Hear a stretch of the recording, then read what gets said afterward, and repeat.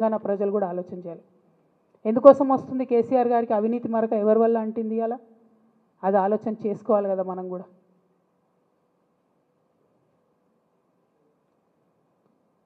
కొంతమంది కేసీఆర్ గారి పక్కన ఉన్నటువంటి వాళ్ళు కేసీఆర్ గారి పేరు చెప్పుకొని అనేక రకాలుగా లబ్ధి పొంది వారు చేసినటువంటి అనేక చెత్త పనుల వల్ల ఇవాళ కేసీఆర్ గారి పేరు బద్నామయ్యే పరిస్థితి వచ్చింది. అయినా మళ్ళీ వాళ్ళనే మోస్తాం, అయినా మళ్ళీ వాళ్ళనే ముందుకు తీసుకెళ్తామని అనుకుంటే పార్టీ ఎట్లా ముందటికి పోతుంది? ఒక బిడ్డగా నిజంగా నేను బాధపడతా ఉన్నాను. ఇవాళ 5 సంవత్సరాలు ఇరిగేషన్ మంత్రిగా చేసినటువంటి హరీష్ రావు గారిది మేజర్ పాత్ర లేదా దీంట్లో? అందుకే కదా కేసీఆర్ గారు వారిని సెకండ్ టర్మ్లో తప్పించిండ్రు. ఈ మొత్తం కాళేశ్వరం ఎపిసోడ్లో కేసీఆర్ గారికి మరక అంటిందంటే 2-3 వ్యక్తులు కారణం.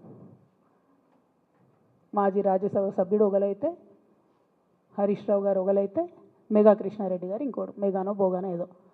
ఈ పెద్ద పెద్ద కాంట్రాక్టర్లు అందరితో కుమ్మక్కై కేసీఆర్ గారు ప్రజల కోసం ఆలోచన చేస్తే, నీళ్ళ కోసం ఆలోచన చేస్తే, వీళ్ళు సొంత వనరుల కోసం, డెవలప్మెంట్ కోసం, ఆస్తులు పెంచుకోవడం కోసం ఆలోచన చేసి ఇవాళ మీ వల్ల రేవంత్ రెడ్డి లాంటి వ్యక్తి, తెలంగాణ ఉద్యమానికి సంబంధం లేని వ్యక్తి, కేసీఆర్ గారి కాలి గోటికి సరిపోని వ్యక్తి, ఆయన నిలబడి కేసీఆర్ గారిని చేయెత్తి చూపించి కేసీఆర్ గారి మీద సిబిఐ ఇవాళ నేను వేస్తా అని చెప్తున్నాడంటే కారణం ఎవరు దీనికి? నేను భరించిన, ఇదే హరీష్ రావు గారు, ఇదే సంతోష్ రావు గారు అనేక కుట్రలు చేసినా కూడా భరించిన. నా మీద ఓపెన్గా మీడియా మిత్రులందరితో రకరకాల మాటలు చెప్తే కూడా నేను భరించిన. నా పర్సనల్ అటాక్కి నేను ఎప్పుడు కూడా వాళ్ళను ఇంతవరకు పేరు పెట్టి పిలవలేదు, మాట్లాడలేదు. ఫస్ట్ టైం చెప్తున్నా నేను. ఎందుకోసం చెప్తున్నా? కేసీఆర్ గారికి ఈ వయసులో సిబిఐ ఎంక్వైరీ ఏందండి? ఎందుకోసం ఆ కర్మ పట్టింది? ఎందుకు భరించాలి? ఇటువంటి వాళ్ళని చూస్తూ ఎందుకోసం ప్రొటెక్ట్ చేసుకోవాలి?